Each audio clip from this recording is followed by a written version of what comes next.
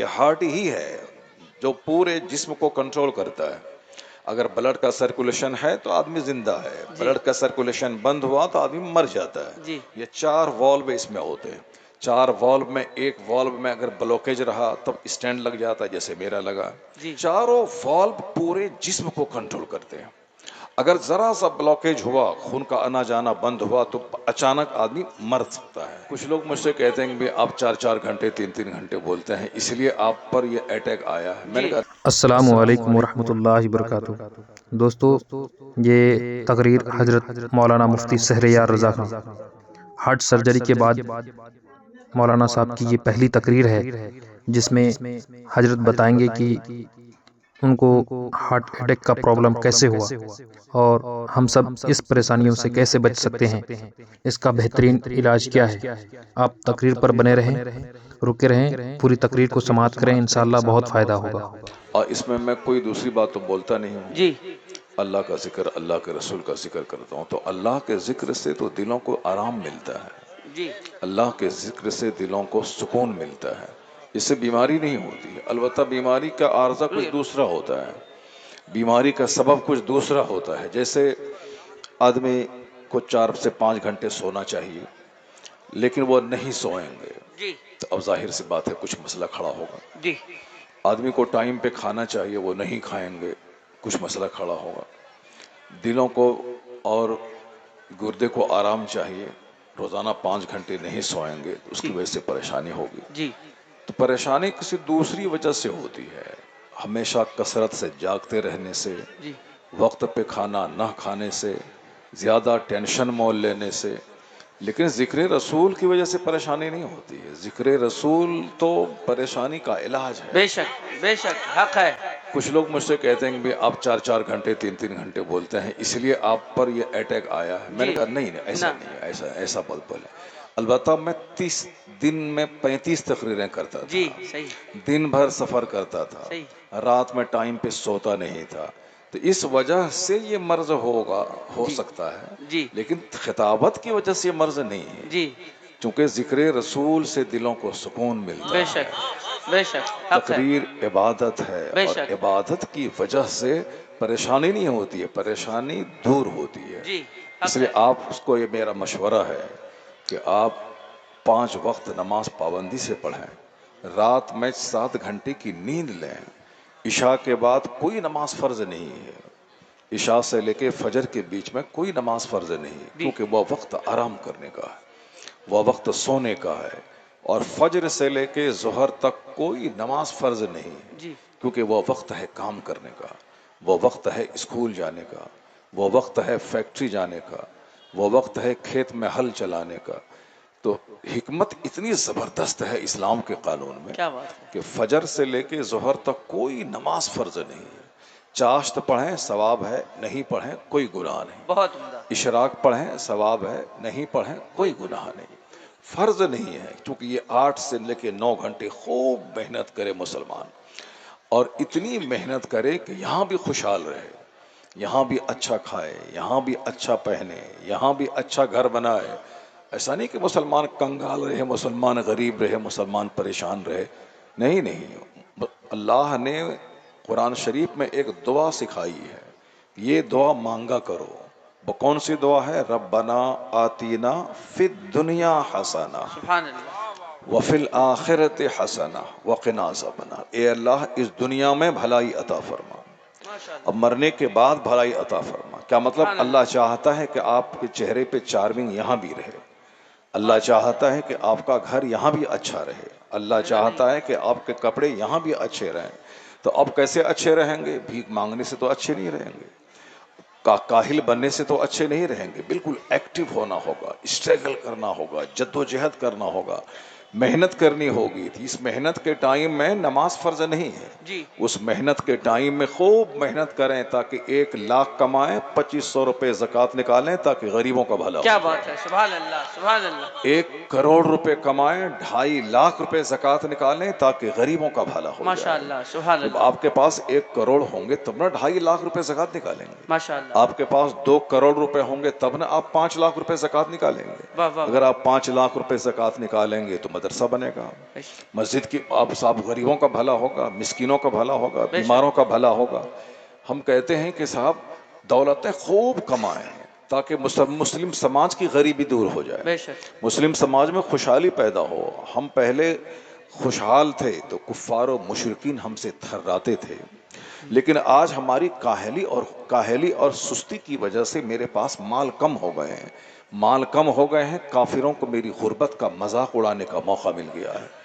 دنیا کے کفار و مشرکین دنیاوی دولتوں میں آگے بڑھ رہے ہیں، لیکن آپ کے بچے گٹکا کھاتے ہیں، آپ کے بچے بیڑی پیتے ہیں، آپ کے بچے سگریٹ پیتے ہیں، آپ کے بچے گلی ڈنڈا کھیلتے ہیں، آپ کے بچے آپ کے پیسے سے سنیما دیکھتے ہیں، آپ کے بچے دلی میں، کوٹا میں، بھوپال میں جا کے وہاں مستیاں کرتے ہیں، آپ کے بچے آئی فون خریدتے ہیں، آپ کے بچے آئی فون پہ 6 گھنٹے کا ٹائم دیتے ہیں، وہ کتاب نہیں پڑھتے ہیں۔ فون ضرورت کے مطابق چلائے، باقی سارا فوکس کتاب پہ ہونا چاہیے۔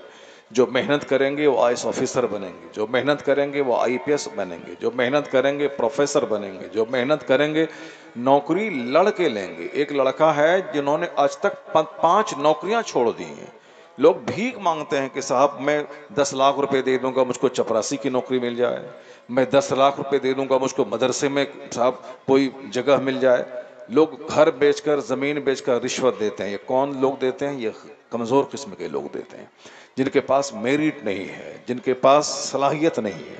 ایک لڑکا ہے، انہوں نے ہائی کلاس کا جاب اس کو ملا، 3 مہینے کے بعد وہ جاب چھوڑ دیا۔ 1 لاکھ روپے ماہانہ اس کی تنخواہ تھی، مگر چھوڑ دیا۔ انہوں نے دوسرے جاب میں ٹرائی کی، وہ نوکری مل گئی، وہ 1 سال نوکری کیا، پھر اس کو چھوڑ دیا۔ تیسری نوکری میں انہوں نے ٹرائی کیا، جستجو کی، کمپٹیشن میں بیٹھا، وہ جاب ملی۔ یعنی جب اس کے من کے مطابق 5 لاکھ روپے ماہانہ کا جاب ملا، تب اس کو اس میں قرار ملا۔ یہ کام کون کر سکتا ہے؟ یہ کام وہی کر سکتا ہے جس کو کانفیڈینس حاصل ہو کہ میں کمپٹیشن فیس کروں گا، میں لڑ کے نوکری لوں گا۔ یہ زمانہ لڑ کے نوکری لینے کا ہے، تو آپ خوشحال بنیں، کنگال نہیں بنیں۔ ایک حدیث سنا تھا، اس کو غور سے آپ سنیں۔ آقا فرماتے ہیں کہ لا يدخل الجنہ من کان فی قلبہ مثقال ذرۃ من کبر، وہ شخص جنت میں نہیں داخل ہوگا جس کے سینے میں رائی برابر بھی گھمنڈ ہوگا۔ وہ شخص جنت میں داخل نہیں ہوگا جس کو جوانی پہ گھمنڈ ہو، جس کو شہرت پہ گھمنڈ ہو، جس کو کپڑے پہ گھمنڈ ہو، جس کو زمینداری پہ گھمنڈ ہو، وہ شخص جنت میں داخل نہیں ہوگا۔ تو اب ایک صحابی نے پوچھا، سرکار ان الرجل يحب ان يكون ثوبه حسنا ونعله حسنا، ایک آدمی کی خواہش ہے کہ میرا کپڑا اچھا ہو، ایک آدمی کی خواہش ہے کہ میرا جوتا اچھا ہو، کیا یہ گھمنڈ میں داخل ہے کیا؟ اگر حضور یہ کہہ دیتے کہ ہاں ہاں اچھا کپڑا پہننا گھمنڈ ہے، تو آج اچھا کپڑا پہننا ہمارے لیے ناجائز ہو جاتا۔ اگر حضور یہ کہہ دیتے کہ اچھا جوتا پہننا گھمنڈ ہے، دنیا کے سارے مسلمان اچھا جوتا پہننا چھوڑ دیتے۔ لیکن آقا نے کیا فرمایا، ذرا غور سے سنیں۔ حضور کہتے ہیں لا لا، نہیں، ان اللہ جمیل یحب الجمال، بے شک اللہ جمیل ہے، خوبصورتی کو پسند فرماتا ہے۔ بے شک بے شک اللہ جمیل ہے، خوبصورتی کو پسند فرماتا ہے۔ تو خوبصورتی لپسٹک لگانے سے نہیں آتی ہے، خوبصورتی فیئر اینڈ لولی لگانے سے نہیں آتی ہے، خوبصورتی غسل کرنے سے آتی ہے، خوبصورتی وضو کرنے سے آتی ہے، خوبصورتی صاف ستھرے رہنے سے آتی ہے۔ یہ بات میں نہیں کہتا ہوں، امریکہ میں عورتوں کی تنظیم ہے، اس تنظیم کی ایک بہت بڑی سرکردہ لیڈر مسز لیڈی بیچر نے یہ کہا کہ مسلمان عورتوں کو قیمتی لوشن لگانے کی کوئی ضرورت نہیں ہے۔ ان کے مذہب میں جو نماز کا قانون دیا ہے، اتنا زبردست قانون ہے کہ نماز سے پہلے وضو فرض ہے، وضو میں فیس واش ہوتا ہے، وضو میں فیس واش ہوتا ہے، وضو میں ہینڈ واش ہوتا ہے۔ وہ کہتی ہیں کہ صرف مسلمان خواتین وضو کریں۔ نماز میں سجدہ ہے، سجدے میں ہارٹ جو بلڈ کا سپلائر ہے، یہ ہارٹ ہی ہے جو پورے جسم کو کنٹرول کرتا ہے۔ اگر بلڈ کا سرکولیشن ہے تو آدمی زندہ ہے، بلڈ کا سرکولیشن بند ہوا تو آدمی مر جاتا ہے۔ یہ 4 والو اس میں ہوتے ہیں، 4 والو میں ایک والو میں اگر بلوکیج رہا تب اسٹینڈ لگ جاتا ہے جیسے میرا لگا جی اور اگر والو بند ہو جائے تو ہی بندہ زندہ رہ سکتا. اگر چاروں والو ڈسٹرب ہو جائے جی تو بندہ زندہ نہیں رہے گا. اس کے لیے بائی پاس سرجری ہوتی ہے, جی bypass open heart surgery ہوتی ہے, اس کے دل کو کھولا جاتا ہے پھر اس کا علاج ہوتا ہے. تو چاروں والو پورے جسم کو کنٹرول کرتے ہیں. اگر ذرا سا بلاکیج ہوا, خون کا آنا جانا بند ہوا تو اچانک آدمی مر سکتا ہے. ابھی آج کل اکثر بیماریاں ہو رہی ہیں. ایک مفتی عابد صاحب کل پرسوں کہہ رہے تھے کہ حضرت میرے گاؤں کا ایک آدمی اپنی بیٹی کا علاج کرانے, بیوی کا علاج کرانے کے لیے نیپال گیا, آنکھ کا علاج کرانے کے لیے. وہ علاج کرانے گئے, وہاں ہاسپٹل میں جیسے ہی گھسے اس پر اٹیک آیا, وہیں مر گیا. وہ اللہ اکبر کبیرہ.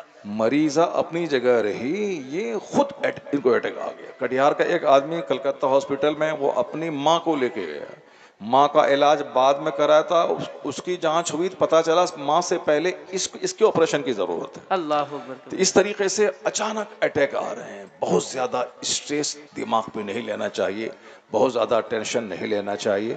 میں اگر آپ کے سامنے 2 مہینے کے اندر مائک لے کے بات کر رہا ہوں تو اس میں علاج کا دخل نہیں ہے, آپ جیسے کروڑوں مسلمانوں کی دعاؤں کا دخل ہے. بے شک حق ہے, حق یہ ہے. لاکھوں ہزاروں علماء کرام نے جو دعائیں کی ہیں, تو میں محسوس کیا کہ کروڑوں روپے کی دوائی میں وہ طاقت نہیں ہے جو آپ کی دعاؤں میں وہ طاقت ہے. بے شک بے تو شک. جب آپ کی دعا دوسرے کے حق میں قبول ہو سکتی ہے تو آپ کی دعا آپ کے حق میں بھی قبول ہو سکتی ہے. تو آپ بھی دعا کا ماحول بنائیں, ہر نماز کے بعد 2-4-5 منٹ دعا کو دیں.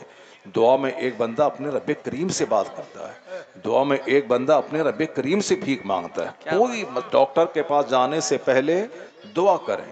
شادی بیاہ بال بچوں کی شادی نہیں ہو رہی ہے, اللہ رب العزت کے سامنے فریاد کریں. کوئی کیس مقدمہ ہے, سب سے پہلے اپنے رب کریم کی بارگاہ میں کہیں. میں نے ذاتی تجربہ کیا ہے اور میں نے احوال و کوائف جو پڑھے ہیں اور جو میں نے محسوس کیا ہے وہ یہی ہے کہ دعاؤں میں بڑی طاقت بے ہے. شک بے شک. الدعاء مخ العبادہ, بے شک دعا عبادت کا مغز ہے. بے شک. دعا سے تقدیر بدلتی ہے, بے شک. دعا سے حالات بدلتے ہیں. ماشاء اللہ. میں ایک جیتا جاگتا ثبوت آپ کے بے سامنے شک موجود حق ہوں, ہے, کس حق طرح ہے. دعائیں قبول ہوتی ہیں, بے شک. کس طرح ایک بندہ موت کے منہ سے نکل جاتا ہے. میں امید کرتا ہوں کہ آپ بھی کثرت سے دعا کریں گے, ماشاء اللہ. اور یہ دعا نماز پڑھنے کے بعد قبول ہوتی ہے, کیا بات ہے. قرآن کی تلاوت کے بعد قبول ہوتی ہے, اللہ کے ذکر کے بعد دعا قبول ہوتی ہے. اس حدیث پاک کو سن لیں آپ. ماشاء اللہ. آقا فرماتے ہیں کہ نہیں, اللہ جمیل ہے, جمال کو پسند کرتا ہے. ماشاء اللہ. کیا مطلب؟ ماشاء اللہ. اچھا کپڑا پہننا برا نہیں ہے, اچھا جوتا پہننا برا نہیں ہے, اچھی ٹوپی لگانا برا نہیں ہے. بے شک. تو برا ہے کیا؟ گھمنڈ کس کو کہتے ہیں؟ الکبر بطر الحق و غمت الناس. حضور کہتے ہیں حق بات نہیں ماننا یہ گھمنڈ ہے. بے شک بے حق شک. بات نہیں ماننا یہ گھمنڈ ہے, تکبر اور دوسروں کو حقیر سمجھنا یہ گھمنڈ ہے. تو اچھی گاڑی بلیٹ خریدنا گھمنڈ نہیں. بلیٹ آپ خریدیں, بلیٹ پہ آپ چلیں, 15 لاکھ کی بائک آپ کے پاس ہو, کوئی گناہ نہیں ہے. 50 کروڑ کا بنگلہ آپ بنائیں, کوئی حرج کی بات نہیں ہے. آپ اچھے کپڑے پہنیں, لیکن 50 لاکھ کا بنگلہ کہاں سے بنے گا؟ آپ سوئیں گے رات کے 2 بجے, جی. آپ جگیں گے دن کے 10 بجے, آپ دکان کھولیں گے دوپہر 3 بجے, تو آپ کہاں سے آپ محنت کر پائیں, کہاں سے آپ پیسے کما پائیں گے؟ ایلن مسک اس دنیا کا اس وقت کا سب سے بڑا مالدار آدمی ہے, جس کے پاس کھربوں روپے کی سمپتی ہے, امریکہ کے رہنے والا. آج ٹیسلا کمپنی کا وہ مالک, پوری دنیا میں اس کا چرچا ہے. جی. اس کو دیکھیں گے وہ صرف 4 سے 5 گھنٹے سوتا ہے. اس کے بعد اتنی دولتوں کے باوجود کبھی دنیا میں 1000 کروڑ کی آبادی, اور اس میں سب سے اول نمبر کا مالدار وہ ہے, سب سے زیادہ دولت اس کے پاس ہے. لیکن وہ روزانہ اس وقت تک نہیں سوتا ہے جب تک کہ روزانہ 40 پیج کتاب نہیں پڑھ لیتا ہے. کیا بات. وہ بندہ روزانہ 40 پیج کتاب پڑھتا ہے. وہ بندہ روزانہ 10 سے لے کے 12 گھنٹے تک ورک کرتا ہے, جبکہ اس کے پاس کھربوں روپے ہیں. ہم لوگ تھوڑا سا کما لیتے ہیں دلی پنجاب جانے کے بعد, اس کے بعد جو پیسہ کما کے لاتے ہیں جب تک اس کو خرچ نہیں کر دیں اس وقت تک پھر کام کو جانے کا من نہیں کرتا ہے. دلی نہیں جائیں گے, دلی نہیں جانا ہے, یعنی جلدی سے اس کو پیسہ کو خرچ کر دینا ہے. پیسہ کمانے, اس پیسہ کو بڑھانے کا ہنر سیکھیے. حضرت سفیان ثوری کہتے ہیں کہ پیسہ اس زمانے میں ہمارے لیے ڈھال ہے، ورنہ یہ درہم و دینار کے بندے کفار و مشرکین ہمیں ذلیل سمجھیں گے، ہمیں کہیں کا نہیں چھوڑیں گے. آج ہندوستان میں مسلمانوں کو اسی لیے ذلیل مانا جاتا ہے کہ یہ جین کے مقابلے میں غریب ہیں، یہ صاحب برہمن کے مقابلے میں غریب ہیں، یہ دوسروں کے مقابلے میں غریب ہیں. اگر اس کے پاس پیسے رہیں تو پردھان منتری ان کے سامنے آ کے بھیک مانگیں گے.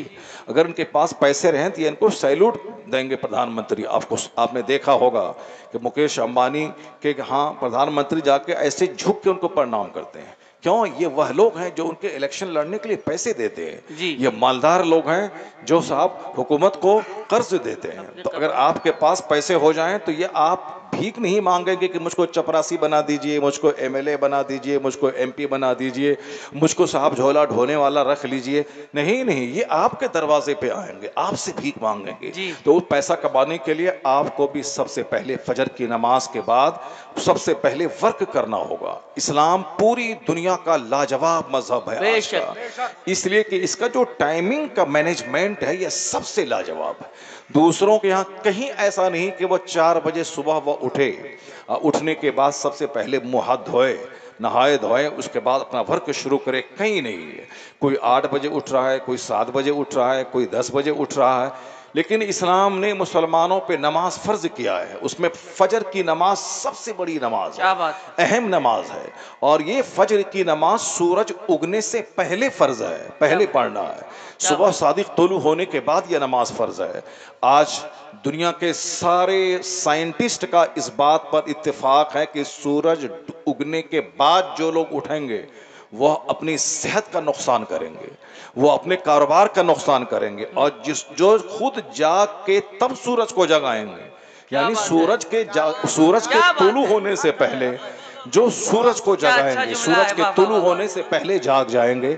جس طرح سورج چمکتا ہے اس طرح اس کی زندگی چمکنے لگے گی، اس کا چہرہ چمکنے لگے گا، اس کا دل چمکے گا. اس لیے ایک قوم مسلم ہندوؤں پہ نماز فرض نہیں ہے، اس لیے وہ کیوں اٹھے 4 بجے، لیکن وہ لوگ صحت پانے کے لیے 4 بجے اٹھ رہے ہیں. چونکہ رام دیو جی نے کہا ہے صحت چاہیے تو سورج اگنے سے پہلے اٹھیں، مارننگ واک کریں. شوگر کا علاج مارننگ واک میں ہے، ہارٹ کی بیماری کا علاج مارننگ واک میں ہے، پریشر کا علاج مارننگ واک میں ہے، عورتوں کی گیسٹرک کا علاج مارننگ واک میں ہے. آج کل سارے لوگ مارننگ واک پہ زور دے رہے ہیں. صبح اٹھیں، واک کریں.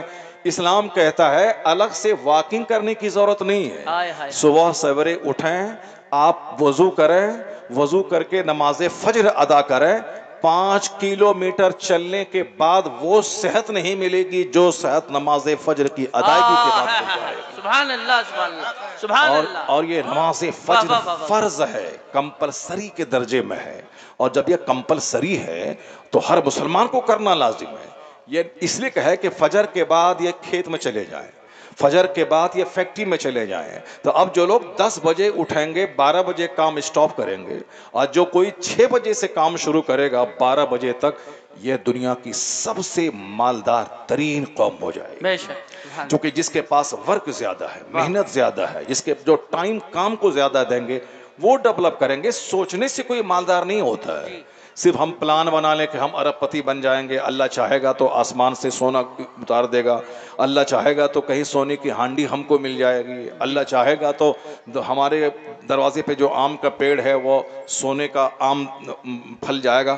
ایسا نہیں ہوتا ہے، بلکہ یہ دنیا محنت پہ آدھارت ہے. یہاں محنت کرنا ہوگا. لیس للانسان الا ما سعی، انسان کے لیے وہی ہے جو وہ کوشش کرے. صرف استاذ کا پاؤں دبانے سے بچہ نہیں کامیاب ہوتا ہے، بلکہ 10 منٹ پاؤں دبانا ہے اور 10 گھنٹے کتاب پڑھنا ہے، تاکہ ادھر سے محنت چلے اور 10 منٹ جو پاؤں دبائے تو ادھر سے استاذ کی دعا چلے. 10 گھنٹے کی محنت چلے گی، 10 منٹ کی دعا آئے گی، کامیابی قدم چومے گی. اور جو بچہ 10 منٹ کپڑا دھوئے گا، استاذ کا پاؤں دبائے گا، سر میں تیل لگائے گا 10 گھنٹے تک اور 10 منٹ کتاب پڑھے گا، تو 10 منٹ کتاب پڑھنے سے کام نہیں چلے گا. ہاں، سر میں تیل لگانے کا ثواب ملے گا، پاؤں دبانے کا ثواب ملے گا اور ثواب کا فائدہ قیامت میں ملے گا، اس کو جنت ملے گی، وہ جنت جائے گا.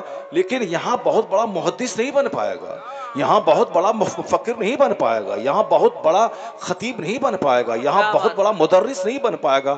یہاں مدرس بننے کے لیے اسٹڈی کرنی ہوگی، محنت کرنا ہوگا. جو بچے ہمارے کہتے ہیں نہیں اجمیر شریف چلے جاتے ہیں، اجمیر شریف میں وہاں دعا کریں گے ہمارا بچہ ڈی ایم بن جائے گا. ہاں دعا قبول ہوگی، لیکن کب قبول ہوگی؟ جب آپ یہاں 10 سے لے کے 14 گھنٹے تک محنت کریں گے اور میٹرک میں 90% نمبر لائیں گے، انٹرمیڈیٹ میں 95% نمبر لائیں گے، گریجویشن میں 99% نمبر لائیں گے، آپ کا ریزلٹ ہائی رہے گا. پھر اس کے بعد اجمیر چلے جائیں، وہاں 10 دن ٹائم دینے کی ضرورت نہیں، صرف 10 منٹ ٹائم دے اور کہیں سلطان الہند خواجہ غریب نواز سے کہ بابا میں نے محنت میں کوئی کمی نہیں کی ہے، میں نے 10 گھنٹے محنت کی، اس اور 12 گھنٹے بڑھا دیا، 14 گھنٹے بڑھا دیا، میں 14-18 گھنٹے تک میں نے محنت کی ہے، میں نے شاندار ریزلٹ میں حاصل کیا ہے. بس صرف آپ کی نگاہ کرم کی ضرورت ہے، آپ دعا کر دیں تو ادھر سے آپ کی محنت چلے گی. غریب نواز کے ہاتھ ان کی قبر میں اٹھیں گے، آپ اجمیر سے واپس نہیں آئیں گے کہ غریب نواز کی دعا رنگ لائے گی اور آپ کامیاب ہو جائیں گے. سبحان اللہ، ایسا یہ ایسا ہوگا، اور ایسا نہیں ہوگا کہ محنت نہیں کریں، اجمیر میں جا کے بیٹھ جائیں، کہیں کہ بابا ڈی ایم بنا دیجئے. تو ایسا نہیں ہونے والا ہے. آپ محنت نہیں کریں، بولیں بابا ہم کو ارب پتی بنا دیجئے. ایک بھی بندہ آپ کو ایسا نہیں ملے گا کہ ہم اجمیر گئے، ہم نے وہاں دعا کی، پھر وہاں سے آ کے گھر میں ہم بیٹھ گئے اور ہمارے پاس 50 مشین ہو گئی، ہمارے پاس 50 گاڑیاں ہو گئی. ایسا نہیں ہے. اجمیر گئے، دعا کی، وہاں سے واپس آنے کے بعد انہوں نے محنت بڑھا دی، انہوں نے اسٹرگل بڑھا دیا، جد و جہد بڑھا دی، محنت کی تو ادھر محنت رنگ لائی، غریب نواز کی دعا رنگ لائی، پھر وہ بندہ کامیابی کی اونچ شکر پہ پہنچ جاتا ہے. سبحان اللہ. اسی یہی وجہ ہے. اب جب اسی میٹر کو آپ آخرت کے پوائنٹ آف ویو سے بھی سوچیں، آپ جس طرح دنیا میں کوئی مالدار ارب پتی سوچنے سے نہیں ہوتا، تو صرف سوچنے سے جنت نہیں ملتی ہے. سوچنے سے جنت نہیں ملتی ہے کہ اللہ معاف کر دے گا، اللہ جنت دے دے گا، اللہ مالک ہے دے دے گا. تو اللہ تو مالک ہے، سب کچھ دے دے گا. اللہ چاہے تو ہم کو کھرپتی بنا دے گا، اللہ چاہے تو میرے آم کے پیڑ سے سونا نکال دے گا، اللہ چاہے تو ہم راستے میں چلیں ٹھوکر لگے گی تو ہیرے کی ہانڈی ہم کو دے دے گا، اللہ چاہے تو مکئی کے کھیت میں مکئی کے بھٹے میں سونا دے دے گا، اللہ چاہے تو ہم دھان لگائیں وہاں سے باسمتی دھان نہیں بلکہ وہاں مکئی اپج جائے، اب میں آلو لگاؤں وہاں سے گولڈ ہو جائے. اللہ چاہے. اللہ کے لیے کوئی بھاری بات نہیں ہے. لیکن یہ اللہ کا سسٹم نہیں ہے، یہ اللہ کا نیم نہیں. اللہ کا نیم کیا ہے؟ آلو لگائیں گے آلو ملے گا، دھان لگائیں گے دھان ملے گا، چنا روپیں گے چنا ملے گا، آم کا پیڑ لگائیں گے آم ملے گا، کٹہل کا پیڑ لگائیں گے کٹہل ملے گا. میں ایک لگی ہوئی بات بول رہا ہوں، بنیادی بات آپ سے کہہ رہا ہوں، کیونکہ اکثر لوگ اسی خام خیالی میں جی رہے ہیں. اللہ چاہے گا تو ہم ارب پتی بن جائیں گے، اللہ چاہے گا تو ہم جنت چلے جائیں گے. اللہ چاہے گا تو سب ہو جائے گا. آسمان سے ہیرے کی بارش بھی ہو سکتی ہے، اللہ چاہے گا. لیکن اللہ یہ نہیں چاہتا ہے کہ تم سوئے رہو، گٹکا کھاتے رہو، سنیما دیکھتے رہو، مٹر گشتی کرتے رہو، گھومتے پھرتے رہو اور ارب پتی بن جاؤ اور مرو تو سیدھے جنت چلے جاؤ. اللہ یہ نہیں چاہتا. اللہ یہ چاہتا ہے کہ میں نے زمین تیرے لیے بنائی ہے، میں نے آسمان کی بارش تیرے لیے میں نے پیدا کی ہے، میں نے درختوں کو تیری آکسیجن کے لیے میں نے پیدا کیا، میں یہ ندی نالے جھرنے ڈیزرٹ سب تیرے لیے میں نے بنائے ہیں، میں نے دھان تیرے لیے بنایا، میں نے گیہوں تیرے لیے بنایا، میں نے انار تیرے لیے پیدا کیا، میں نے سنترا تیرے لیے بنایا ہے، میں نے آم اور جامن اور لیچی تیرے لیے پیدا کیا ہے، میں نے تیرے لیے لہسن ادرک ٹماٹر میں نے تیرے لیے پیدا کیا ہے. اللہ کھانے سے پاک ہے، اللہ کے فرشتے کھانے سے پاک ہیں، اللہ نہیں کھاتا. مگر ہمارے لیے اللہ نے کہ میرے بندے کی طبیعت میں تبدیلی پسندی ہے، اس لیے ان کو کبھی روٹی چاہیے کبھی چاول چاہیے. اب اس لیے اللہ نے گیہوں دیا، اللہ نے چاول دیا. اس کو سیزنل فروٹ چاہیے تو آم دیا، لیچی دی. اس کو ڈرائی فروٹ چاہیے تو پستہ دیا، کاجو دیا، کشمش دیا، ڈرائی فروٹ دیا. اور صرف ڈرائی فروٹ کھا کے زندہ نہیں رہے گا میرا بندہ. میرے بندے کو لہسن چاہیے، ادرک چاہیے، میرے بندے کو لیمو چاہیے، میرے بندے کو پیاز چاہیے، یہ سارے مسالہ جات چاہیے. تو ساری چیزیں اللہ نے پیدا کر دی. ایک ارہر کی دال کافی تھی، لیکن ارہر کی دال نہیں بلکہ دال 1 درجن ٹائپ کے اللہ نے دے دیا. مسور کی دال، ارہر کی دال، عرد کی دال، چکنا کی دال، رائی کی دال، تیسی کی دال، یعنی دال کے ویرائٹیز دے دیے. مونگ کی دال لاجواب ہے، ارہر کی دال لاجواب ہے، مسور کی دال لاجواب ہے. ایک مسور کی دال کافی تھی، مگر چونکہ بندہ بدل بدل کے کھانا چاہتا ہے، اس لیے بندے کے لیے اللہ نے ڈیفرنٹ ٹائپ کی دال پیدا کر دی. ایک چاول کافی تھا، مگر بندہ بدل بدل کے کھانا چاہتا ہے، اس لیے منصوری چاول ہے، باسمتی چاول ہے، سرنا چاول ہے، موٹا چاول ہے. ایک آم کافی تھا، اگر گرمی کے زمانے میں پسینہ نکل جائے تو ایک گلاس آم کا جوس پیئیں، انرجی مل جائے گی. تو آم کے لیے ایک مالدہ آم ہی کافی تھا. لیکن اللہ نے ہمارا خیال کرتے ہوئے الفانسو آم دیا، بمبئی آم دیا، لنگڑا آم دیا. آم ہے تو کئی ٹائپ کا، چاول ہے تو کئی ٹائپ کا، دال ہے تو کئی ٹائپ کا. چونکہ ہم لوگ غور نہیں کرتے، بس صرف روتے ہیں کہ اللہ نے مالدار نہیں بنایا، صرف روتے ہیں کہ فلاں کو نوکری مل گئی، ہمارے بیٹے کو نوکری نہیں مل گئی. یعنی صرف کھانے پینے کی فکر ہے. اتنی بڑی وسیع کائنات، واسٹ یونیورس اللہ نے بنایا ہے. جس طرف دیکھیں حکمت کے جلوے نظر آتے ہیں. اگر آپ غور کریں گے کہ اللہ نے ساری چیزیں میرے لیے پیدا کی ہیں. میرے کپڑے کے لیے اللہ نے کپاس پیدا کیا ہے تاکہ اس کپاس سے کپڑا تیار ہو، پولیسٹر کا کپڑا ہو، ٹیری کاٹن کا کپڑا ہو، سویچ کاٹن کا کپڑا ہو. یہ ساری چیزیں ہمارے لیے. اب بندہ غور کرے کہ میں کس کام کے لیے، میں صرف گھومنے کے لیے، میں صرف گالی دینے کے لیے، میں صرف ماں باپ کو ستانے کے لیے، میں صرف 10 گھنٹے بیٹھ کر جوا اور تاش کھیلنے کے لیے نہیں. جس دن غور کریں گے کہ ساری کائنات میرے لیے بنی ہے تو اس دن آواز اندر ضمیر سے آئے گی کہ ساری نعمت میرے لیے، میں کس کام کے لیے. تو قرآن آواز دے گا، قرآن کا پیغام، وما خلقت الجن والانس الا لیعبدون. دھان چاول تم کھاؤ، پھل فروٹس تم کھاؤ، رات میں 8 گھنٹے کی گہری نیند تم لو، سورج کی روشنی میں کام کاج تم کرو. یہ ساری نعمت تمہارے لیے، تمہاری پیشانی کا سجدہ نعمت دینے والے خدا کے لیے. ماشاءاللہ، سبحان اللہ. زمین سے آواز آئے گی کہ مجھ کو اللہ نے عبادت کے لیے پیدا کیا، مجھ کو اللہ نے زمین پہ پھیل جانے کے لیے پیدا کیا ہے. اللہ دے گا 1 کروڑ کنٹل چاول دے گا، مگر 1 دانہ دھان کا آپ کو کھیت میں ڈالنا ہوگا. بے شک. اللہ تعالیٰ آم کے پیڑ سے 1000 آم آپ کو دے گا، مگر 1 آم کا پودا تو آپ کو لگانا ہی پڑے گا. جب تک پودا نہیں لگائیں گے 1000 آم کا پھل نہیں ملے گا. تو پودا 1 لگائے. اللہ چاہتا ہے کہ تم 1 دھان لگاؤ، میں 1000 دھان کے دانے دوں گا. تم 1 مکئی کا 1 پودا لگاؤ، 1 دانہ ڈالو، میں 1000 دانے تجھ کو دوں گا، مگر 1 تجھ کو ڈالنا ہوگا. تم زمین پہ پھیلو، محنت کرو، اسکول جاؤ، فیکٹری جاؤ، دکان میں بیٹھو، کھیت میں جاؤ. تم کھیت میں جا کے 1 دانہ ڈال دو، میں 1000 دانہ تجھ کو عطا کر دوں کیا گا. بات ہے، واہ واہ. یہ دنیا کا رہسیہ ہے، یہ دنیا کا سیکریٹ ہے. محنت کرنی ہوگی، یہاں چاہنے سے کچھ نہیں ہوتا. تو پھر آپ آخرت کے بارے میں آپ یہ کیوں نہیں سوچتے کہ جب دنیا میں بغیر محنت کیے ہوئے نوکری نہیں ملتی، جب دنیا میں بغیر محنت کیے ہوئے فصل نہیں پیدا ہوتی، تو اللہ وہ جنت کیسے دے دے گا جو جنت کے مقابلے میں دنیا کی ساری نعمتیں 1 ذرے کے برابر ہیں. کیا بات ہے، کیا بات جنت، ہر جنتی کو حد نگاہ تک اپنا جنت میں مکان ہوگا. سونے چاندی کی اینٹ سے بنا ہوا مکان ہوگا، ہیرے جواہرات کی زمین ہوگی جنت کی. 70 بیویاں، جو بیوی تھوکے تو 7 سمندر کا پانی میٹھا ہو جائے. وہ خوبصورت بیوی جو اپنا زلف لہرا دے تو دنیا کے سارے لوگ بے ہوش ہو جائے حسن زلف دیکھ کر. وہ سب کچھ تیار ہے جنت میں. ایسا نہیں کہ مرنے کے بعد جنت تیار ہوگی، نہیں، وہ سب تیار ہے. جب دنیا کا چھوٹا سا گھر بنانے کے لیے 25 سال محنت کرنی پڑتی ہے، تو سونے چاندی کی اینٹ سے بنا ہوا مکان صرف سوچنے سے اللہ کیسے دے دے گا؟ دنیا میں ایک چھوٹی سی خوبصورت عورت کو کھوجنے کے لیے ایک عورت ابھی کہہ رہی تھی کہ میں نے 5 لاکھ روپے خرچ کر کے گھوم کر کے تب میں نے اپنے لیے ایک بہو تلاش کیا ہے جو بہو خوبصورت ہو. تو وہ 5 سال سے ڈھونڈ کے تب ایک اچھی بہو نکالی ہے. وہ جنت کی وہ حور جو تھوکے تو سمندر کا کھارا پانی میٹھا ہو جائے، جو زلف لہرائے تو سارے لوگ بے ہوش ہو جائیں.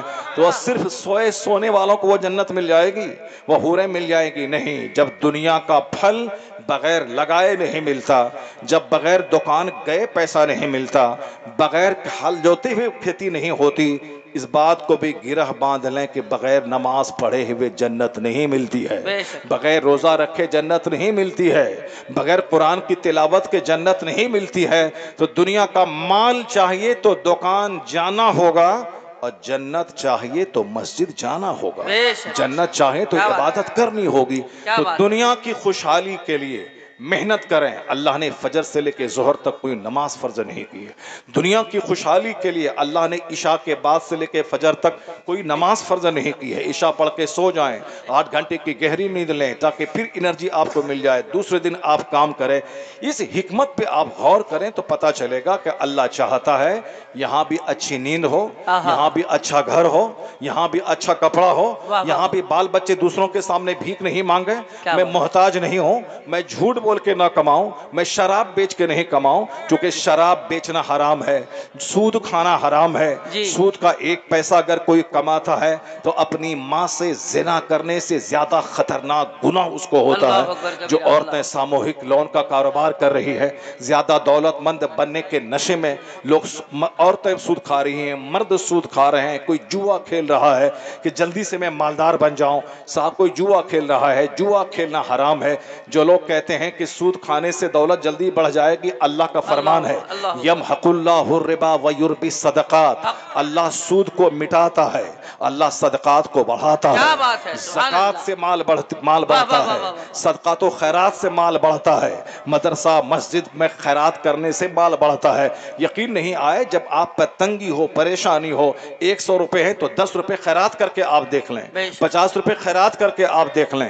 مالدار بننے کا سب سے زبردست نسخہ ہے خیرات کرنا۔ آپ خیرات کریں، ادھر اللہ 10 گنا زیادہ آپ کو دے گا۔ جب تنگی ہو، 100 روپے ہو، آپ اس میں 5 روپے خیرات کر دیں، اب خیرات کرنے سے مال بڑھتا ہے۔ آپ بالکل یہ سچ بات ہے، حضرت عثمان غنی مکہ میں کروڑوں کا مال چھوڑ کے مدینہ آ گئے۔ اللہ کے لیے چونکہ مال چھوڑا تھا، اس لیے اللہ نے مدینے میں عثمان غنی کی تجارت میں اتنی برکت دے دی کہ جتنا مال آپ نے مکہ میں چھوڑا تھا اس سے کئی گنا زیادہ مال اللہ نے مدینے میں عطا فرما دیا۔ یہ مال ایسا نہیں کہ آسمان سے برس گیا، زمین سے نکل گیا، نہیں۔ عثمان غنی اللہ کے لیے مکہ چھوڑ کے مدینہ آئے تھے، ایمان بچانے کے لیے، حضور کے حکم پہ عمل کرنے کے لیے، ایمان بچانے آئے تھے، کروڑوں کا مال چھوڑ کے آئے تھے۔ اب مدینہ کے بازار میں پنیر لے کے بیٹھ گئے، مدینہ کے بازار میں کپڑا لے کے بیٹھ گئے۔ تو جو اللہ رب العزت کے لیے کروڑوں کا مال چھوڑا، اللہ نے اس تجارت میں اتنی برکتیں عطا کر دی کہ عثمان غنی ہو گئے۔ 1000 گھوڑا سامان سے لدے ہوئے عثمان غنی نے راہ خدا میں خیرات کر دیا۔ 1000 درہم حضور کی گود میں لا کے انڈیل دیا غزوہ تبوک کے موقع پر، سونے کا سکہ۔ جو آدمی سارا مال چھوڑ کے خالی ہاتھ مدینہ آیا ہو، یہ برکتیں کہاں سے آ گئی؟ یہ برکتیں اللہ کی راہ میں قربانی سے آئی ہے، یہ برکتیں صدقات و خیرات سے آئی ہے۔ یہ جو آپ سمجھ رہے ہیں کہ سود کھا لیں گے تو پیسہ ڈھیر ہو جائے گا، سود کو اللہ مٹاتا ہے۔ 1,00,000 بار قسم کھا کے میں کہتا ہوں کہ سود کھا کے جو مال جمع کر لیتا ہے، مال 2 4 10 20 سال کے اندر میں اس کو تباہ ہونا ہی ہونا ہے۔ اس کا مال کوئی چمار کھائے گا، اس کا مال کوئی دوسرے ڈکیت کھائیں گے، اس کا مال کوئی داروغہ اور پولیس والا کھائے گا، اس کا مال ناجائز اور ناپاک کاموں میں خرچ ہوگا۔ لیکن خیرات کرنے سے مال بڑھتا ہے، یہ تاریخ گواہ ہے، تجربات گواہ ہیں، واقعات گواہ ہے کہ اللہ نے کہا اللہ سود کو مٹاتا ہے، تو آج ہو یا کل سود کو اللہ مٹاتا ہے اور صدقات کو بڑھاتا ہے۔ چاہے آج آپ نہیں تو کل آپ کی اولاد میں اللہ دولتوں کی ایسی ریل پیل کر دے گا کہ آپ کی نیکی کا فائدہ آپ کی آنے والی نسلوں کو مل جائے گا۔ قرآن شریف میں سورہ کہف میں آیا ہے کہ نیک لوگوں کے یتیم بچوں کے لیے دیوار کے نیچے خزانہ چھپا تھا، وہ خزانہ گر رہا تھا، وہ مال دوسرے لوگ لوٹ کے لے جاتے، لیکن اللہ نے جناب خضر علیہ السلام سے کہا کہ اس گرتی ہوئی دیوار کو سیدھی کر دو۔ جناب موسیٰ علیہ السلام نے اعتراض جتایا کہ یہاں گاؤں کے لوگوں نے آپ کی مہمان نوازی نہیں کی اور آپ ان کا کام بغیر اجرت لیے ہوئے آپ کر رہے ہیں، تو آپ نے کہا کہ اس کام میں حکمت پوشیدہ ہے اور یہ حکمت آپ کے سامنے کھل جائے گی۔ وہ حکمت کیا تھی کہ وہ خزانہ دیوار کے نیچے پوشیدہ تھا، وہ خزانہ 2 یتیم بچوں کا تھا۔ وَقَانَ أَبُوهُمَا صَالِحًا، ان دونوں یتیم بچوں کے باپ نیک تھے۔ تو نیک لوگ جو دنیا سے چلے جاتے ہیں ان کے خزانے کی حفاظت اللہ اپنے نیک بندوں کے ذریعہ کرتا ہے، بے شک بے اس کے شک، خزانے سبحان کی اللہ۔ حفاظت اللہ فرشتوں کے ذریعہ کرتا ہے۔ اس بات کو گرہ باندھ لیں کہ شراب پینے سے صحت نہیں ملتی ہے، جوا کھیلنے سے دولت نہیں بڑھتی ہے، سود کھانے سے دولت نہیں بڑھتی ہے۔ وقتی طور پر شراب پینے سے مزہ مل جائے مگر پرماننٹ اس سے خطرناک مرض پیدا ہوتا ہے۔ وقتی طور پر سود کھانے سے لگے کہ پیسہ زیادہ ہو گیا ہے مگر اس کا انجام، اس کا رزلٹ تباہی اور بربادی ہے۔ وقتی طور پر زنا کرنے سے تھوڑا مزہ مل جائے لیکن اس کا انتتہ اس کا انجام صحت کی بربادی ہے، آنے والی نسل کی تباہی ہے۔ وقتی طور پر سچ بولنے سے مال کم مل سکتا ہے لیکن اس کا رزلٹ ہے کہ اس ایک سچ بول کر 1 روپیہ جو کماتا ہے بندہ، جھوٹ بول کر 1 کروڑ سے زیادہ برکتیں اس میں اللہ عطا فرما دیتا ہے۔ تو برکتیں اللہ نے زکوٰۃ میں رکھی ہیں، برکتیں صدقے میں رکھی ہیں، سود میں نہیں رکھی ہیں، شراب میں نہیں رکھی ہے اور جھوٹ میں نہیں رکھا ہے۔ اس لیے مسلمان اگر یہ سوچ رہا ہے کہ میں لن پھن کروں مالدار بن جاؤں، میں سود کھاؤں میں بھی مرواڑی کی طرح مالدار ہو جاؤں، میں صاحب دوسروں کی زمین کو ٹھگوں اور میں بھی گجراتی کی طرح میں مالدار ہو جاؤں، یہ خیال کافرانہ ہے۔ خیال مومنانہ یہ ہے کہ میں نیک کام کروں، دنیا ملے نہ ملے اللہ مجھے مرنے کے بعد جنت الفردوس عطا کر دے۔ الدنیا سجن المومن و جنت الکافر، حضور فرماتے ہیں یہ دنیا کافر کے لیے مثل جنت کے ہے، مسلمان کے لیے مثل قید خانہ ہے۔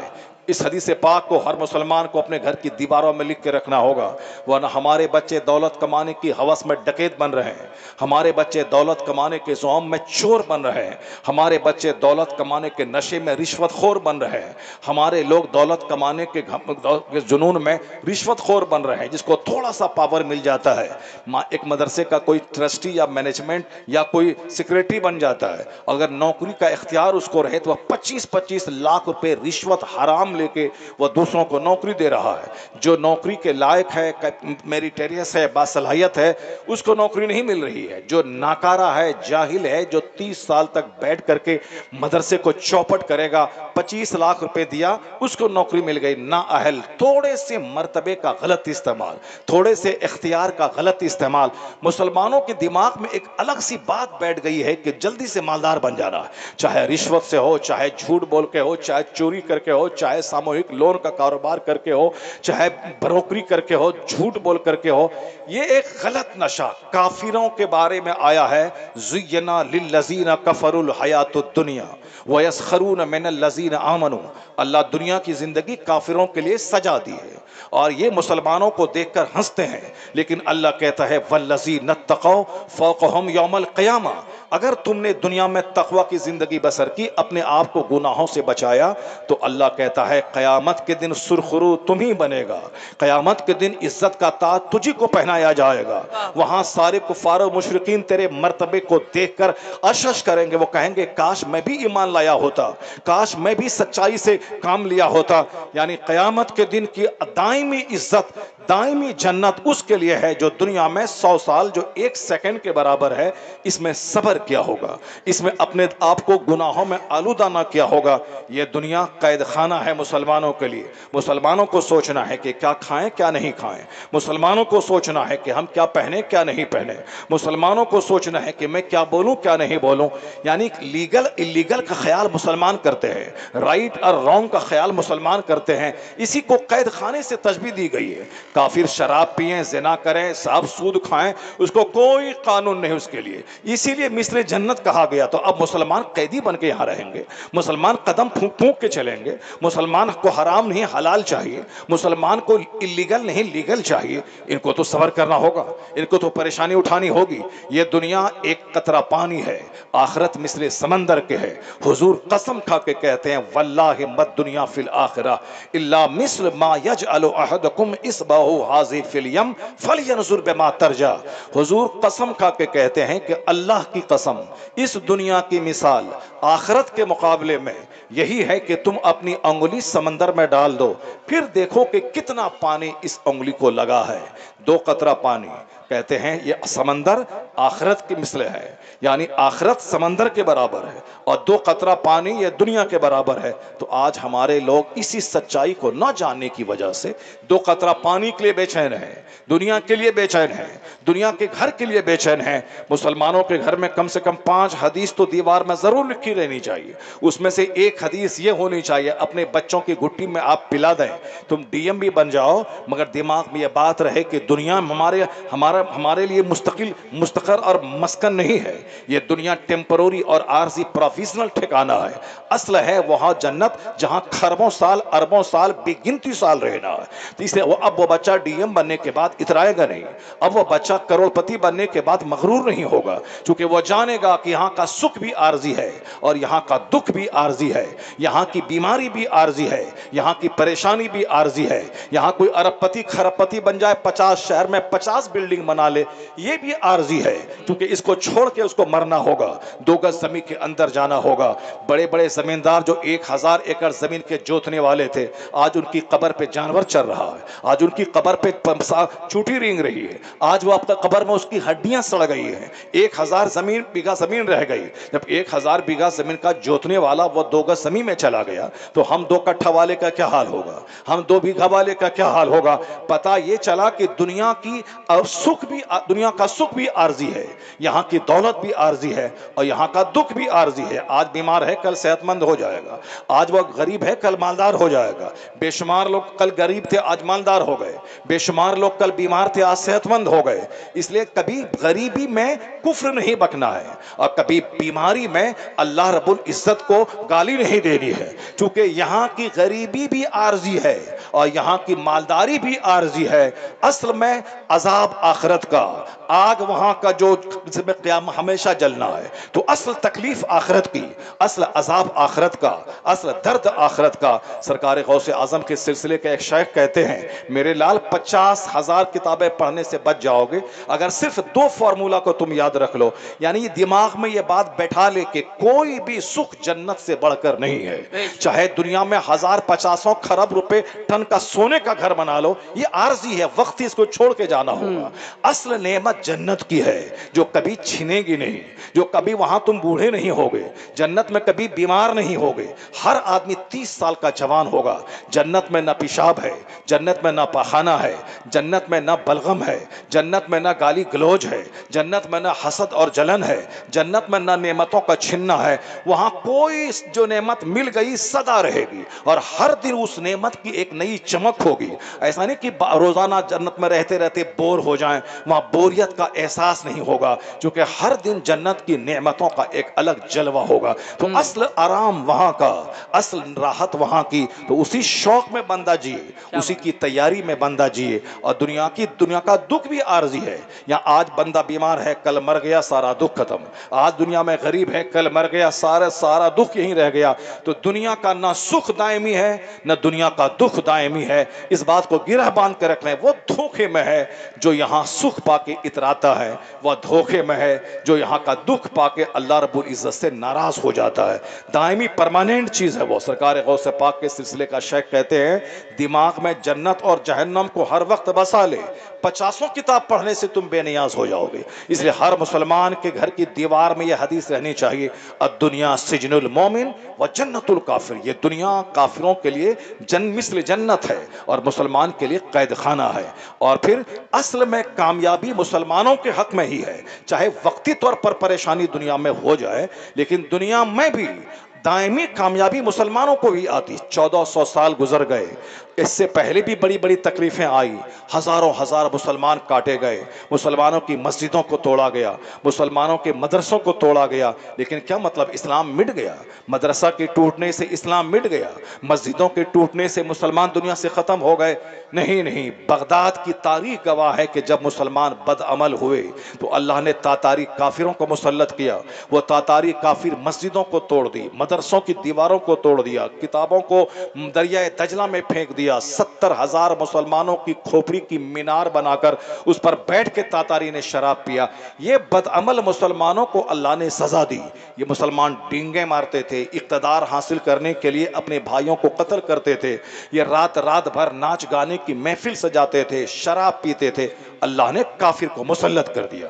اور جب مسلمانوں کو سزا مل گئی, اس کی ساری راحتیں ختم ہو گئیں, اس کے سارے گھر ٹوٹ گئے, اب کافروں نے جب کہا کہ اسلام مٹ گیا, اب دوبارہ اسلام کا سورج نہیں طلوع ہوگا, میں نے اسلام کو مٹا دیا, تو اللہ نے انہی کافروں کو اسلام لانے کی توفیق عطا کر دی. وہ کافر کلمہ پڑھے, اب جو تلوار مسلمانوں کی گردنیں کاٹ رہی تھی, اس تلوار کا رخ کفر اور شرک کی طرف ہو گیا. اب وہی بغداد جو اجڑ چکا تھا پہلے سے زیادہ بارونق شہر ہو گیا.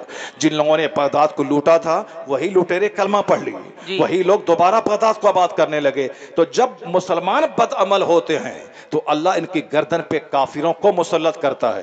اور لیکن جس دن مسلمان سچی توبہ کر لیں, اور جس دن وہ کافر یہ سمجھ لیں کہ میں نے اسلام تباہ کر دیا, اسی دن اسے ہی کلمہ پڑھا کے اسلام کا کیڈر بنا دیا جاتا ہے. اور یہ فارمولہ قیامت تک رہے گا, چاہے ہندوستان ہو, چاہے فلسطین ہو, چاہے اسرائیل ہو, جہاں بھی مسلمانوں کو دقتیں آئی ہیں, یہ دقتیں عارضی ہیں, یہ ٹیمپروری ہے. ہندوستان میں 700 برس تک مسلمانوں نے شاسن کیا ہے. اب دوسری روایت کے مطابق 1000 سال تک مسلمانوں نے ہندوستان میں حکومت کی ہے. اس کے مقابلے میں انگریزوں کا 150 سالہ پیریڈ چھوٹا پیریڈ ہے. اس 700-800 سالہ حکومت کے مقابلے میں ابھی جو لوگ حکومت کر رہے ہیں, ان کی حکومت عارضی ہے. 1000 سال معمولی نہیں ہوتا, 800 سال معمولی نہیں ہوتے. 800 سال تک مسلمانوں نے حکومت کے, لیکن جب مسلمانوں نے مکان بنانے کو مقصد بنا لیا, صرف کھانے پینے کو مقصد بنا لیا کہ ہم بادشاہ ہیں, میری کرسی پہ میرا بیٹا بیٹھے گا, جو قابل ہیں اہل ہیں وہ نہیں بیٹھیں گے, اب کرسی پانے کے لیے اپنے بھائی کو ذبح کر دینا ہے, تو اللہ نے حکومتیں چھین لی. اللہ نے وہ حکومت دوسروں کو دے دی. اور جس دن مسلمان سچی توبہ آج کر لیں, ان کی مسجدیں آباد ہوں, ان کی خانقاہیں آباد ہوں, ان کے مدرسے آباد ہوں. آج کرسچنوں کے اسکول آباد ہیں. آج صاحب وہاں نو ایڈمیشن کا بورڈ لگا ہوا ہے. مسلمانوں کا مزدور کرنے والا مزدور طبقہ یہ بھی اپنے بچوں کو کرسچنوں کے اسکول میں پڑھانا چاہتا ہے. یہاں تک کہ جو دوسروں کے کھیت میں ہل چلاتے ہیں, اس کی بھی خواہش ہے کہ میرا بیٹا سینٹ زیویئر میں پڑھے, ان کی خواہش ہے کہ میرا بیٹا سینٹ ڈیوڈ میں پڑھے, ان کی خواہش ہے میرا بچہ برائٹ کیریئر میں پڑھے. یہ بتائیں کہ جب مدرسہ ویران ہوگا تو کیا مطلب مسلمان آباد ہو جائیں گے, مسلمانوں کو حکومت مل جائے گی, مسلمانوں کو سلطنت مل جائے گی, یا جو دعا کریں گے آسمان سے فرشتے اس کی مدد کے لیے آ جائیں گے؟ ایسا کبھی نہ ہوا ہے, نہ کبھی ہوگا. مسلمان جس دن مسجدوں کو آباد کریں گے اللہ اس کی دنیا کو آباد کر دے گا. جس دن یہ مدرسوں کو آباد کریں گے اللہ اس کی دنیا اور آخرت کو آباد کر دے گا. تو ابھی صرف اخبار پڑھنے سے مسئلے کا حل نہیں نکلے گا, صرف سوچنے سے مسئلے کا حل نہیں نکلے گا, صرف الیکشن جیتنے سے مسئلے کا حل نہیں نکلے گا. ابھی جو حال ہے مسلمان 11 نہیں بلکہ 240 لوگ MLA بن جائیں, مسلمانوں کا بچہ بہار کا مکھ منتری بن جائے, مسلمان کا بچہ پورے ہندوستان کا پردھان منتری بن جائے, لیکن جس حالت میں یہ ہے, جو ان کی سوچ ہے, جو ان کا جینے کا انداز ہے, اس حالت میں پردھان منتری بننے کے بعد بھی اسلام کا کوئی فائدہ نہیں ہونے والا ہے. اس حالت میں مکھ منتری بننے کے بعد بھی کسی مسئلے کا حل نہیں نکلنے والا ہے. ہمارے مسئلے کا حل نہ کالجوں کے قیام سے ہے, ہمارے مسئلے کا حل نہ یونیورسٹیز کے قیام سے ہے. یہ ایک وقتی ضرورت ہے کہ ہمیں پڑھنا لکھنا ہے, نوکری حاصل کرنی ہے, مگر میرا مقصد حیات یہ نہیں ہے. ہمیں پڑھنا لکھنا ہے, پروفیسر بننا ہے, میرا مقصد حیات یہ نہیں ہے. مقصد حیات مصطفیٰ کی غلامی ہے, مقصد حیات سنتوں کی پیروی ہے, مقصد حیات اللہ رب العزت کو خوش کرنا ہے. اس لیے اسکول کالج کے قیام سے مسلمانوں کے پرابلم کا سولوشن نہ ہوگا. مسلمانوں کے مسئلے کا حل خدا کی مدد سے ہوگا, اور خدا کی مدد اسکول کے قیام سے نہیں مدرسوں کے قیام سے آتی ہے. خدا کی مدد مسجدوں کو آباد کرنے سے آتی ہے. خدا کی مدد مدد اللہ کے دین کی خدمت کرنے سے آتی ہے۔ مسلمان ہندوستان کے اگرچہ یہ 25 کروڑ رہے، لیکن جس دن یہ سچی توبہ کر کے یہ انداز مومنانہ اپنا لیں، صالحین کا انداز اپنا لیں، زیادہ محنت کی ضرورت نہیں پڑے گی، یہ بدل دیں، پھر ہندوستان اللہ ان کے حوالے کر دے گا۔ تو ہندوستان کی کیا حیثیت ہے، پوری دنیا ان کے حوالے ہو جائے گی۔ آپ کو معلوم ہونا چاہیے کہ پورا اسپین مسلمانوں کے قبضے میں تھا، 1000 سال تک وہاں مسلمانوں کی سلطنت رہی۔ کن مسلمان کی سلطنت رہی؟ جنہوں نے کشتی میں آگ لگا دی تھی، جنہوں نے اپنے گھر سے ہجرت کر لیا تھا، جنہوں نے کہا تھا یا تو حکومت ہوگی یا میری شہادت ہوگی، لوٹ کے وطن نہیں جانا ہے۔ کشتی میں آگ لگا دی، پیچھے جاؤ گے سمندر ہے، سمندر میں جاؤ گے تو ڈوبو گے، آگے دشمن کی فوج ہے، اب تمہیں یا تو یہیں شہادت پانی ہے یا پھر یہاں کی زمین پہ حکومت قائم کرنی ہے۔ بالکل دل جمعی کے ساتھ، دلیری کے ساتھ انہوں نے جنگ کی۔ اللہ نے وہ فتح نازل کی کہ 10 دن نہیں 1000 سال تک اسپین کی حکومت مسلمانوں کے حوالے کر دیا۔ ہندوستان میں محمد ابن قاسم آئے، مٹھی بھر جوانوں کے ساتھ آئے، چونکہ ارادہ نیک تھا، ہمت اور جرأت کے ساتھ راجہ طاہر کی فوج سے وہ ٹکرا گئے۔ اللہ نے برکتیں دے دی، 1000 سال تک کلمہ پڑھنے والوں کے حوالے ہندوستان کر دیا۔ یہ فارمولہ ہمیشہ رہے گا، سوچنے سے مسئلے کا حل نہیں ہوگا، صرف اخبار پڑھنے سے مسئلے کا حل نہیں ہوگا۔ پورا سر سے لے کے پاؤں تک جغرافیہ یہود و نصارہ جیسا ہے، اور یہ کہتے ہیں کہ میں MLA بننے کے بعد مسلمانوں کی تقدیر بدل دوں گا۔ اللہ کی قسم ایسا نہیں ہوگا۔ حکومت دینے والا اللہ ہے، حکومت چھیننے والا اللہ ہے۔ قل اللہم مالک الملک تؤتی الملک من تشاء وتنزع الملک ممن تشاء۔ یہ مسلمان سارے پڑھتے ہیں مگر وشواس نہیں کرتے ہیں۔ سارے بادشاہوں کا بادشاہ ہے اللہ، جو حکومت دیتا بھی ہے، حکومت چھینتا بھی ہے، عزت وہی دیتا ہے، ذلت وہی دیتا ہے۔ جب حکومت دینے والا اللہ ہے تو ایسا ہوگا کہ ہم کافروں کی طرح جئیں اور اللہ ہمیں حکومت دے دے، ہم کافروں کے ایکٹر کی غلامی کریں اور حضور ہمیں مصطفیٰ کے اللہ ہمیں مصطفیٰ کے غلاموں کی طرح رحمت کی بارش کر دے؟ نہیں ہوگا ایسا۔ مصطفیٰ کی غلامی کرنی ہوگی، سنتوں کی پیروی کرنی ہوگی، مسجد و مدرسہ خانقاہوں کو آباد کرنا ہوگا۔ بغیر دعا کے اپنے آپ کو آپ بدل دیں۔ ڈاکٹر اقبال کی مانیں، خودی کو کر بلند اتنا کہ ہر تقدیر سے پہلے خدا بندے سے خود پوچھے بتا تیری رضا کیا بات ہے، سبحان اللہ۔ اس قدر اپنے آپ کو آپ بدل دیں، یا رسول اللہ۔ ہندوستان کے حالات بدل جائیں گے، بہار کے حالات بدل جائیں گے، بہار بدلے گا، ہندوستان بدلے گا، امریکہ بدلے گا، پوری دنیا کے حالات بدلیں گے۔ شرط ہے کہ اپنے آپ کو آپ بدل لیں۔ سرکار اعلیٰ حضرت کی مانیں تو کسی ایکٹر سے دل لگانا نہیں ہے، کسی کرکٹر سے دل لگانا نہیں ہے، کسی دنیا دار سے دل لگانا نہیں ہے، بلکہ دل ہے وہ دل جو تیری یاد سے معمور رہا، سر ہے وہ سر جو تیرے قدموں پہ قربان گیا۔ اعلیٰ حضرت کی مانیں، اگر 50 لوگوں کی مانو گے تو دماغ پریشان ہو جائے گا۔ بس ایک لاجواب محبوب ہے اللہ کا، جو ساری کائنات کے لیے ماڈل اور آئیڈیل بن کے آئے ہیں۔ جن کی محبت دل میں بیٹھ گئی تو دل تیرا آباد ہو جائے گا، جن کی پیروی تم نے کی تو دنیا آخرت دونوں آباد ہو جائے گی۔ اس لیے اعلیٰ حضرت کا یہ شعر ہر مسلمان کے گھر کی دیوار میں لکھ کے رکھنا چاہیے۔ اعلیٰ حضرت نے کیا کہا؟ بس یہ اپنا زندگی کا مقصد، زندگی کا گول، زندگی کا ایم، زندگی کا ایمبیشن بنا لے کہ ہمیں کسی کو ہم نہیں جانتے، انہیں جانا، انہیں مانا، نہ رکھا غیر سے کام، للہ الحمد میں دنیا سے مسلمان گیا۔ یہی پیغام قرآن ہے، یہی پیغام حدیث ہے، یہی پیغام علماء اور صالحین ہے۔ بس سپنا دیکھنے سے کوئی مالدار نہیں بنتا، سمندر کی موجوں پہ مکان نہیں بنتا، صرف بیٹھ کے سوچنے سے حکومت نہیں ملتی، بلکہ اٹھنا ہوگا، محنت کرنی ہوگی، حالات بدلنا ہوگا، حضور کی غلامی کرنی ہوگی، اپنے بال بچوں کی تربیت کرنی ہوگی۔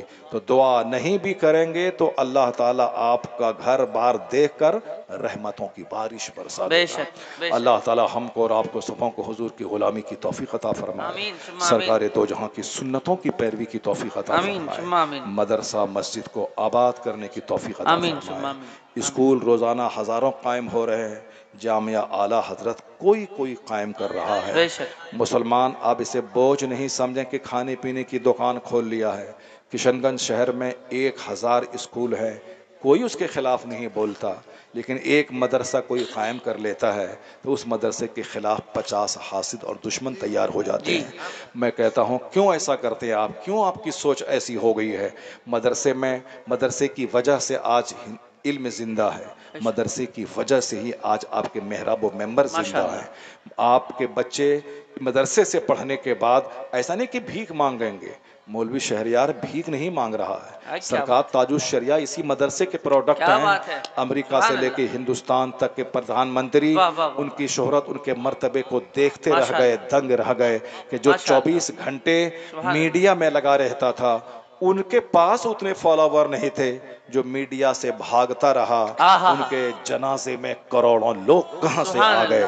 پتا چلا جو شہرت کے پیچھے بھاگتا ہے اس کے وہ دنیا اس سے بھاگتی ہے, جو شہرت سے بھاگتا ہے خدا کی رحمتوں کے پیچھے بھاگتا ہے, اللہ تعالیٰ کروڑوں دلوں میں اس کی محبت عطا کر دیتا ہے. یہ علماء کرام نفرت کرنے کی چیز نہیں ہے, اس علماء کرام کو صرف آپ کی فکر ہے کہ کیسے آپ کے بچے دیندار بنے. آج یہ جلسہ ختم ہو جائے گا اگر مدرسہ ختم ہو گیا, جنازے کی نماز پڑھانے والے نہیں ملیں گے اگر مدرسہ ختم ہو جائے, خطاب کرنے والا نہیں ملے گا اگر یہ مدرسہ بند ہو جائے. اس لیے مدرسوں کو آپ کی زندگی کے لیے مدرسے کا زندہ رہنا ضروری ہے. البتہ رہی بات کہ کوئی مدرسہ قائم کرتا ہے دین کی خدمت کے لیے, آپ کو یہ کیسے خبر ہو گئی کہ یہ دکان اپنا پیٹ پالنے کے لیے اپنی دکان کھولے ہوا ہے؟ کیا آپ اللہ کے ولی ہیں؟ کیا آپ نے ان کا سینہ کو چیر کے دیکھ لیا کہ ان کے سینے میں یہ خیال ہے کہ ہم اس کے ذریعے دکان چلائیں؟ نہیں, بس اچھا خیال رکھیں, اچھی فکر رکھیں, بدگمانی نہیں کریں, آپ اچھا سمجھ کر کے سپورٹ کریں. آپ زیادہ, آپ کو زمین وقف نہیں کرنا ہے. وہ تو ہمارے باپ دادا نیک لوگ تھے جنہوں نے 1,000 ایکڑ زمین مسجد اور مدرسوں میں وقف کر دیا. وہ لوگ تھے. ہم لوگ تو وقف کی بھی زمین بیچ کے کھانے والے بچے ہیں ان کے. جسے آپ کو 1 ایکڑ زمین وقف نہیں کرنا ہے, آپ کو 1 کٹھا زمین مدرسے میں ڈونیٹ نہیں کرنا ہے. وہ باپ دادا تھے جو 100 ایکڑ زمین دے دیا, آپ کو نہیں دینا. آپ کو صرف جو اللہ زمین سے فصلیں دے رہا ہے اس کا عشر نکالنا ہے. ماہ رمضان میں صدقہ فطر نکالنا ہے. جو زکوٰۃ آپ پر فرض ہے, آپ کی بیوی کے زیورات پر, آپ کے بینک کے فکس ڈپوزٹ پر, LIC کے رقم پر, آپ کے پاس جو پیسے گھر میں جمع ہے, بینک میں جمع ہے, اس پیسے پر 1 لاکھ میں 2500, 1 کروڑ میں 2.5 لاکھ صرف آپ زکوٰۃ نکال دیں. میں کہتا ہوں ہر علاقے کے لوگ زکوٰۃ نکال کر اپنے علاقے کے مدرسے کو دے دیں, سارا مدرسہ یونیورسٹی میں بدل جائے گا. اسے دوسرے گاؤں میں جانے کی ضرورت نہیں پڑے گی. وہ زکوٰۃ کی رقم نکالیں حساب کر کے, صدقہ فطر نکالیں, اور زمین سے اگنے والی فصل کا عشر نکالیں, نصف عشر نکالیں, حساب کر کے نکالیں, تو پھر سارے مدرسے مالا مال ہو جائیں گے. آپ عالموں سے کہیں کہ آپ کو بھیک نہیں مانگنا ہے, کیونکہ جس دن آپ بھیک مانگیں گے آپ کی عزت ہمارے دل سے اتر جاتی ہے. کیونکہ جہاں ہم نے مانگا جو ایک عزت آپ کے دل میں تھی کہ واہ صاحب بڑے خطیب, بڑے عالم, بڑے پرہیزگار, ساری عزتیں مٹی میں مل جاتی ہیں جب میں آپ کے سامنے ہاتھ پھیلاتا ہوں. یہ کام عالم دین کا نہیں کہ جلسہ کے لیے ہاتھ پھیلائے, مدرسے کی تعمیر کے لیے ہاتھ پھیلائے. یہ صرف قدم بڑھا دیں کہ مجھے جامعہ اعلیٰ حضرت قائم کرنا ہے. اب اللہ نے آپ کو دیا ہے, آپ آ جائیں, کہیں کہ آپ کے سینے میں علم قرآن, علم حدیث ہے, میرے بچوں کو آپ حدیث قرآن کا علم سکھائیں. اور اللہ نے مجھے مال دیا ہے, میں مال سے آپ کی خدمت کروں گا. سبحان اللہ, تو جتنے صاحب ثروت ہے وہ مال لے کے سامنے آ جائیں. تو سارے علماء کرام حدیث قرآن کا علم لے کے سامنے آئیں گے. آپ کا بچہ پڑھے گا, آپ کے ادارے بھی چمکیں گے. جب وہ کیرالہ سے آ کے کشن گنج میں 50 کمرے کا اسکول قائم کر سکتا ہے, تو آپ کی زمین کا اگر کوئی بچہ, کوئی عارف صاحب, کوئی حافظ صاحب, کوئی مفتی کامران صاحب, کوئی صاحب دوسرے ہمارے بھائی, اگر وہ آپ کے گاؤں کو سینچنا چاہتے ہیں, آپ کے گاؤں کے بچے کو علم دین دینا چاہتے ہیں, تو پھر آپ ان کی حوصلہ شکنی مت کیجیے, ان کو پروموٹ کیجیے, ان کو حوصلہ دیجیے کہ بھائی 90% لوگ تو دنیا کے لیے مر ہی رہے ہیں, کم سے کم ایک آپ تو ہیں جو دین کی بات کر رہے ہیں, دین کا کام کر رہے ہیں, دینی ادارے قائم کرنے کی بات کر رہے ہیں. زبان سے بھی سپورٹ کریں, مال سے بھی سپورٹ کریں. پھر یہ جامعہ اعلیٰ حضرت آپ کے بچوں کو انگریزی کی تعلیم بھی دیتا ہے. میں مدرسے میں پڑھنے کے بعد میٹرک میں 400 بچوں میں نے ٹاپ کیا ہے. مدرسے میں پڑھنے کے بعد انٹرمیڈیٹ میں 50 کالج میں میرا رزلٹ زبردست رہا. مدرسے میں پڑھنے کے بعد انگلش آنرس میں کئی کالج میں میرا رزلٹ ٹاپ رہا ہے. انگریزی آنرس انگریزی ماسٹر ڈگری میں نے انگریزی میں حاصل کی, اس میں پورے کالج میں میرا رزلٹ ٹاپ رہا ہے. تو مدرسے میں پڑھنے والے کو آپ تھوڑا پڑھا کے تو دیکھیں. جو قرآن روزانہ پڑھتا ہے 50 گھنٹے میں جو اسکول کے بچوں کو یاد نہ ہوگا 5 گھنٹے میں مدرسے کے بچوں کو یاد ہو جائے گا. ماشاءاللہ. آج بہت سارے مدرسے کے حافظ آج نیٹ نکالنے میں کامیاب ہو گئے, MBBS کر رہے ہیں. ایمس میں, دلی کے ایمس میں جس میں ایڈمیشن نہیں ہوتا ہے, مگر چند حفاظ کا ایڈمیشن ایمس میں ہوا, چونکہ وہ نیٹ میں 690 نمبر لائے, 710 نمبر لائے. جو پورا قرآن رٹ لے گا اس کو 2-4 پیج فزکس کے یاد کرنے میں کتنی دیر لگے گی. جو پورا قرآن رٹ لے گا اس کو میتھ کے 2-4-10 فارمولا یاد کرنے میں کتنا ٹائم لگے گا. میں جب پڑھتا تھا انگریزی میں ایم اے کر رہا تھا, تو ایک بی کے جھا ایک ہمارے برہمن پروفیسر تھے, وہ آج لکھاتے تھے نوٹس, اور 8 پیج کا نوٹس میں دوسرے دن جب ان کو سنا دیتا تھا وہ سارے بچوں سے کہتے تھے کہ آدمی ہے کہ جنات ہے یہ. یعنی صاحب 8 پیج کل لکھوایا ہوں اور آج یہ سب سنا دیا ہے. اب بتائیں کہ ان سے ایگزام کا کون سا کوشچن چھوٹ جائے گا یہ. تو اب یہ برکت کس کی ہے؟ حدیث پڑھنے کی, قرآن پاک پڑھنے کی. تو بیسیکلی ہر علاقے میں ایک مدرسہ ایسا ہو کہ 8 کلاس تک کوئی بھی لڑکی اسکول نہیں جائے, 8 کلاس تک کوئی بھی لڑکا اسکول نہیں جائے, 8 کلاس تک انگریزی, ہندی, حساب, math, physics, chemistry, biology, history, سیوکس, جتنے بھی برانچز آف لرننگ اسکول میں پڑھائے جاتے ہیں وہ ساری کتابیں مدرسے میں پڑھانے کا انتظام ہو. اور 4 مولانا رہیں تو 4 سائنس ٹیچر اس میں رہیں. کیوں؟ تاکہ 8 کلاس تک بچے دینی ماحول میں رہ کر کے وہ سب کچھ سیکھ لیں, پھر اس کے بعد ہائی اسکول میں جائیں اور وہاں جا کے دینی ماحول میں رہ کر کے میٹرک پاس کریں, انٹرمیڈیٹ کریں, گریجویٹ بنیں, ماسٹر ڈگری لیں, ڈاکٹر بنیں, IAS آفیسر بنیں, IPS بنیں, جج بنیں, بیرسٹر بنیں. مگر بنیاد مضبوط ہونی چاہیے کہ 8 کلاس تک دینی ماحول میں انگریزی کی تعلیم حاصل کر لیں وہ, تاکہ وہ MA کرتے ہوئے بے نمازی نہیں رہیں, نمازی DM, نمازی ماسٹر, نمازی پروفیسر, نمازی سائنٹسٹ بن جائیں. نماز کی برکتیں ہوں گی, دینی ادارے کی برکتیں ہوں گی. اللہ تبارک و تعالی اس مدرسے کو ترقی عطا فرمائے اور دنیا بھر خاص کر کے ہندوستان کے سارے مسلمانوں کو اسلامی سوچ عطا فرمائے. ہمارے مفتی کامران صاحب ازہری پبلک اسکول کھولا ہے, صرف اسی لیے جب سارے لوگ اسکول کو بزنس بنا دیے ہیں تو کم سے کم ہم اسکول کو فلاح ملت اور ملت کی خدمت کرنے کا ذریعہ بنا دیں. انہوں نے ازہری پبلک اسکول کھولا جس میں 8 سبجیکٹ انگریزی, حساب, سائنس کے رہیں گے, 1 سبجیکٹ دینیات کا رہے گا, تاکہ بچے انگریزی اسکول کی طرح سارا علم حاصل کر لیں مگر دین چھوڑ کے نہیں بلکہ دین کے ساتھ حاصل کر لیں. اس لیے ہمارے مدرسے میں بھی میں بھاری تنخواہ دے کر سائنس ٹیچر کو میں نے بحال کیا, اور میں نے پورے علاقے میں کہہ دیا کہ 8 کلاس تک آپ کے بچے اسکول میں صرف یونیفارم, اسکول میں صرف صاحب فیس, اسکول میں صرف وہ اسکول کی گاڑی. میرے بچے بھی مہنگے اسکول میں پڑھتے ہیں مگر میرا ایک بچہ مدرسے میں پڑھتا ہے, وہ 5 سال میں جو میرا بچہ مہنگے خرچ کے بعد نہیں سیکھ سکا ہے, مدرسے کی چٹائی پہ 5 مہینے میں سیکھ لیا وہ بچہ. میں اپنے ان بچوں سے کہتا ہوں کہ دیکھو تم 5 سال سے پڑھ رہے ہو, یہ 5 مہینے سے پڑھ رہا, ان کی تحریر دیکھو, ان کی رائٹنگ دیکھو, ان کا پڑھنا دیکھو. اسکول میں صرف فیشن پہ زور ہے, ظاہری ہاؤ بھاؤ پہ زور ہے.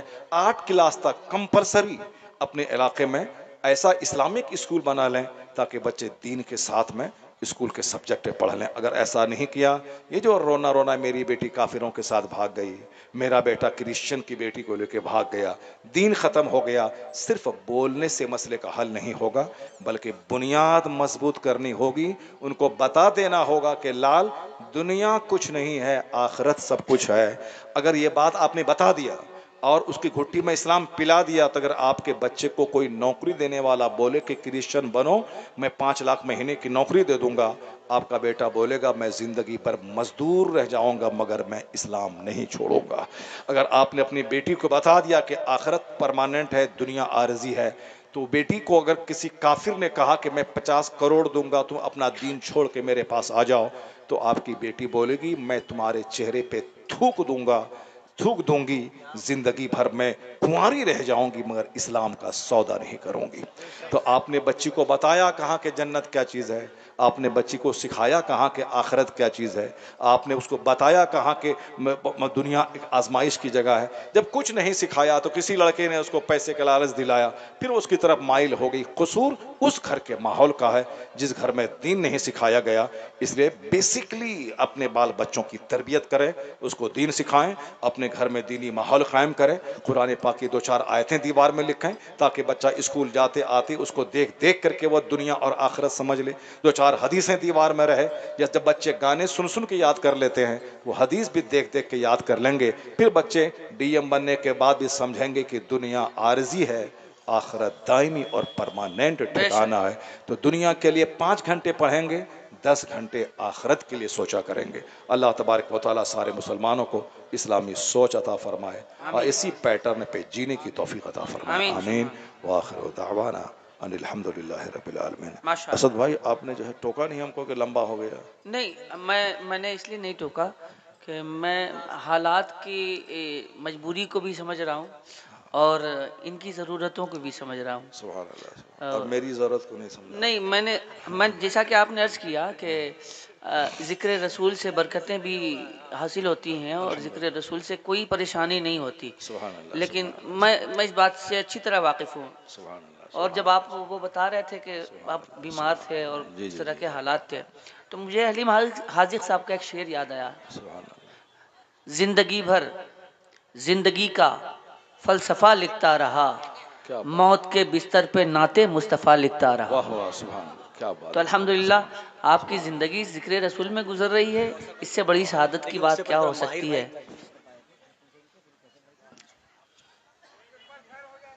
हाँ जी, कौसर साहब तशरीफ रखते हैं। सच की पहचान बनकर जिए तो सही।